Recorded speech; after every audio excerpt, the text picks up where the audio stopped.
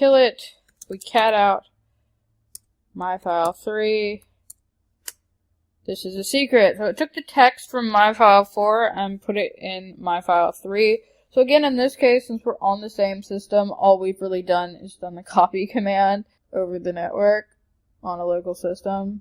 But moving it between different systems, you can see how this might be useful. It is one way of transferring files. We will see additional ones, but it's certainly worth knowing. So let's see. How about one more thing, and then we'll call it a day on Linux and move on. So let's see. How about cron tabs? So automating tasks. Everybody likes to automate tasks, right? Particularly if you're a pen tester and you want access to stick around forever. What if I wanted to check periodically whether there were any commands that needed to be run? Well, Linux has a way of doing this. Windows does as well.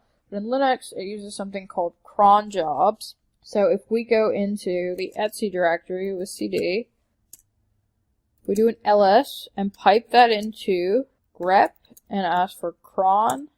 It'll show us a cron. So if we look at cron tab, this is basically our list of jobs. You can add something here that has default ones like you saw them here, like daily, hourly, monthly, weekly, the things that are run on a regular basis. But we can add something as well. We can either add something to one of these. So if I did cron.daily, I could add something to be run here daily. Or if I needed to be a bit more specific, I could add something here. So it is minute, hour, day of the month, and then day of the week. So here's one that's hourly. So it says on the 17th minute of every hour of every day of the month of every day of the week. So that makes sense, right? Hourly, every 17th minute of every hour, it's going to run whatever in the hourly. Likewise here, the next one down, we have daily. So let's see, it runs on the 25th minute of the 6th hour of every day. So indeed that's daily. What if I wanted to add my own here rather than add it into one of the cron tabs? What if I wanted to make it run every minute? Maybe that would be a little bit excessive. But what if I did?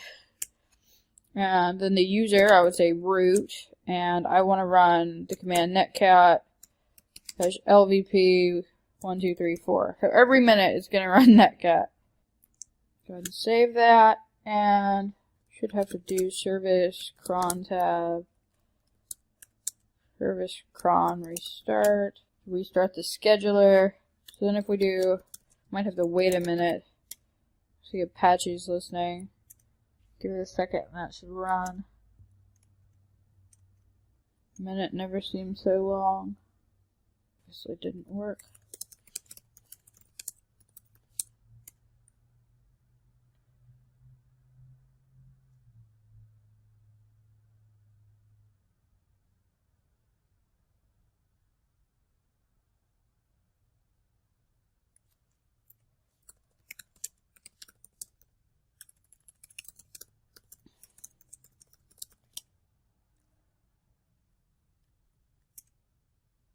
There we go, there it is. That really was a long minute. Okay, we must have been like in the middle of minutes or something.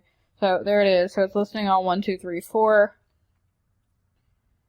So a really simple example there. In fact, let's get rid of it. It just keeps stepping on itself. But that might be something we want to do for persistence, maybe.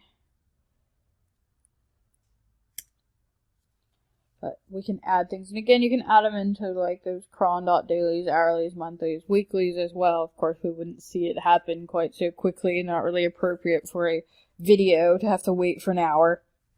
So again, if we need more ability to change the times, we can do straight in the schedule like that, like we just did.